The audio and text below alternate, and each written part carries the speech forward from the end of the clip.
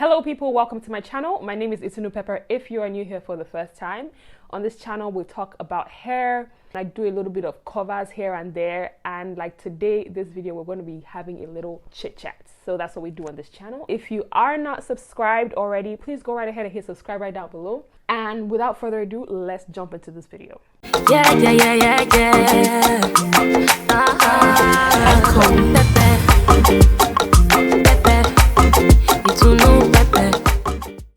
It's not a surprise to any of us what is going on in the world today with racism, police brutality in the US, right? These are not things that are novel, right? They've been going on for years. But the attention to what is going on right now has had me thinking about my childhood, right? Some of you might already know if you already watched my video on how I moved from Nigeria to Europe and from Europe back to Nigeria. If you haven't already seen it, I will link the video up here in the iCard that you guys can check it out. But yeah, with all the stuff that's been going on, right, it's got me thinking about my childhood and moving from Lagos at around 8, 9, 10 to Holland and like doing pretty much all of secondary school in Holland.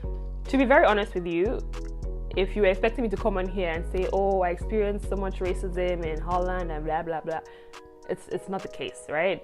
I personally wasn't racially targeted per se.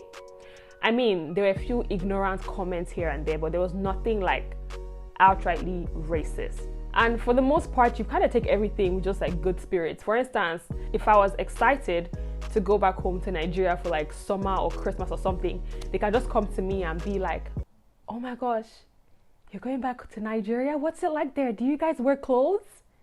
It's like, no, we just walk around naked. And then that reminds me of one incident where I was in class and I had this phase of, like, my parents didn't allow me to wear makeup in school, but I had this phase where I just really always wanted to be like, you understand? So I had foundation on. Back in the day, just foundation, you're out the door. It's like, what the hell were we doing? Anyway, so I went to school with foundation and I had accidentally touched my face and then I touched my book. Obviously, the paper is white, okay? So my makeup kind of rubbed off onto the piece of paper and someone sat next to me and was like, oh my God, your color comes off? And I'm like, you know, I can deal more with ignorant comments as opposed to like outrightly racist comments, which I personally have not experienced. I can't say that I've experienced outright racism. Moving to Holland straight from Nigeria like cold turkey was hard at first. Like there was just a lot to take in, a lot to manage all at once. And I think there are a couple of things that I struggled with the most. And the biggest one for me was my hair, okay? There was this Andrelon shampoo that was so popular, especially the one for blonde hair, and it'll come on TV and I'll just see how this blonde lady, her hair is blowing in the wind and she's like, yeah, and they're like, Andrelon shampoo. Like literally, I just felt like if I use Andrelon shampoo, my hair would be like white people's hair, okay? Like literally, as dumb as it sounds right now, that was my legit thought process. I was like, yeah, okay, well, her hair is really nice. Like, why is my hair so stiff?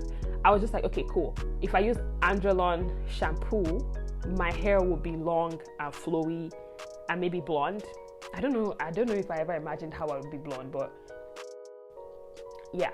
The standard of beauty was completely different to anything that matched my appearance, right? It's white, blonde, blue-eyed, tall, skinny.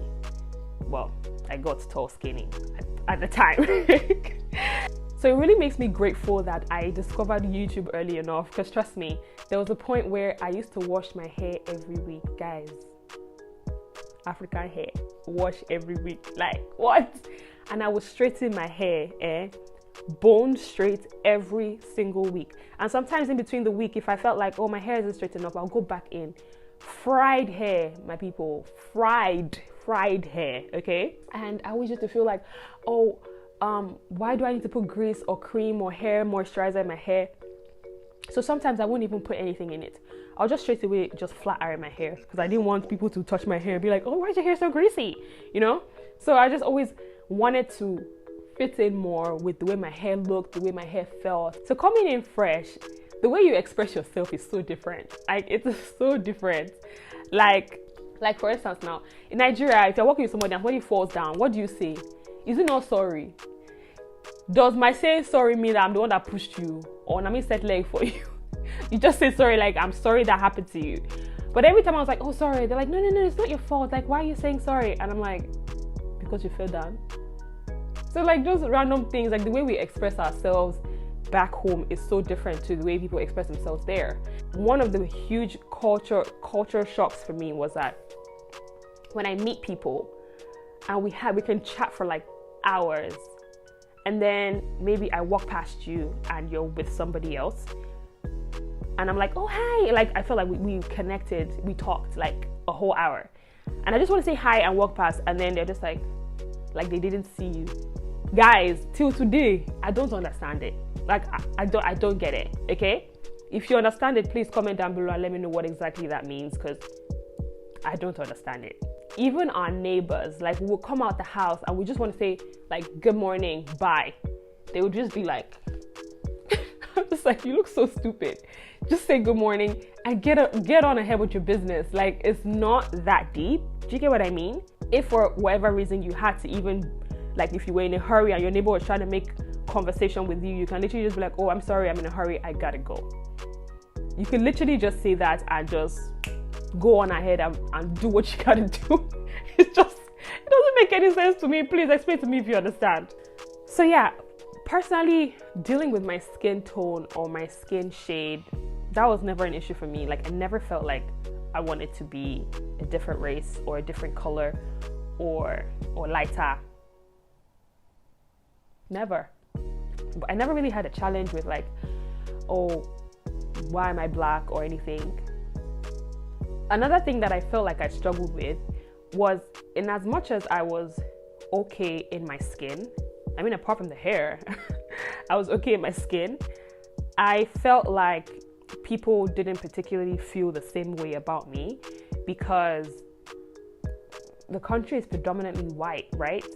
And you're a minority, so you tend to feel like you need to prove to people that you're just like them, that you just look different, but you're just like them, right?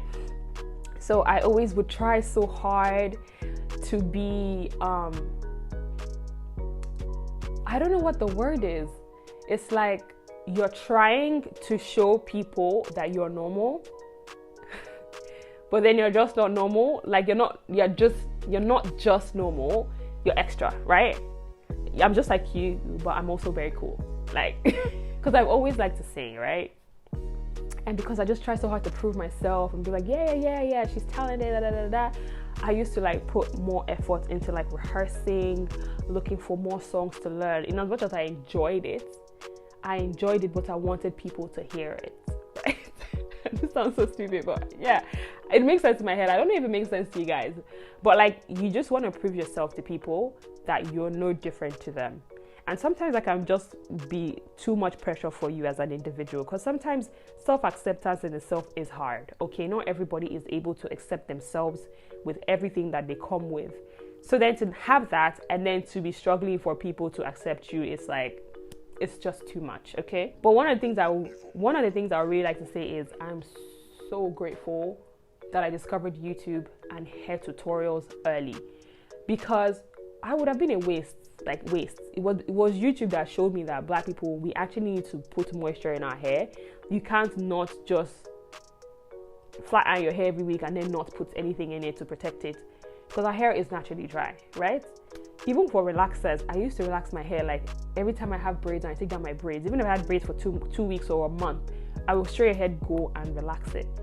But like with YouTube, I learned that you need to stretch your relaxer so your hair can be like, you can retain length and you don't over process your hair. Like, I learned that on YouTube, and seeing other black people that I could look up to helped me early enough to accept my hair and not look out for the Androlon shampoo or whatever new product they came out with, because obviously I did try the shampoo and my hair still remained the same, okay? But yeah, another challenge was that like over there was hardly the products that I would see in the videos. So I would see people recommending this brand and the other one, and I would go to the shops and I'm just seeing brands for white people. I'm like, okay, so what on earth do I do? But thank God for those African, Indian, Caribbean shops, because they were the plug. Okay, they were expensive, but they were the plug. But yeah, that's literally one of the reasons why I feel strongly for hair.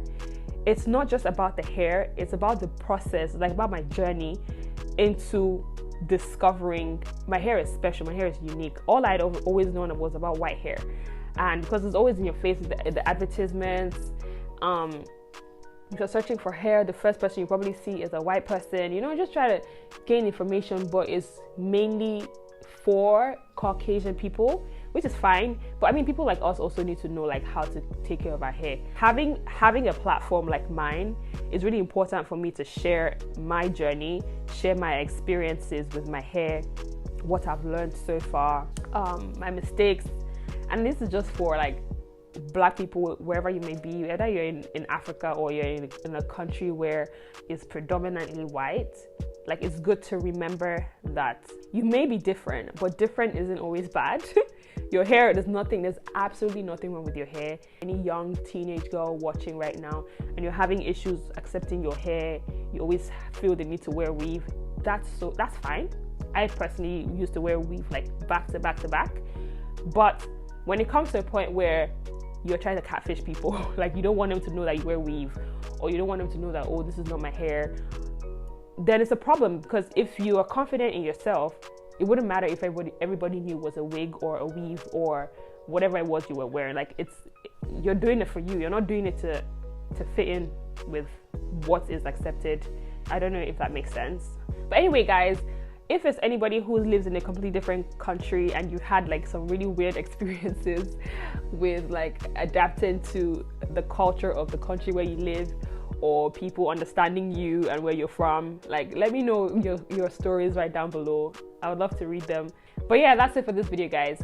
If you haven't checked out my video on why I moved to Nigeria from Europe, definitely check it out. I will put an icon in this video, like I said. And yeah, that's it, guys. If you enjoyed this video, go ahead and give it a like right down below. If you're new, don't forget to subscribe. And yeah, check out my other videos. I have a ton of stuff over there that you guys can check out. Song covers, chit chat videos like this, as well as hair tutorials. So yeah, I'll see you guys in the next one. Take care. Bye.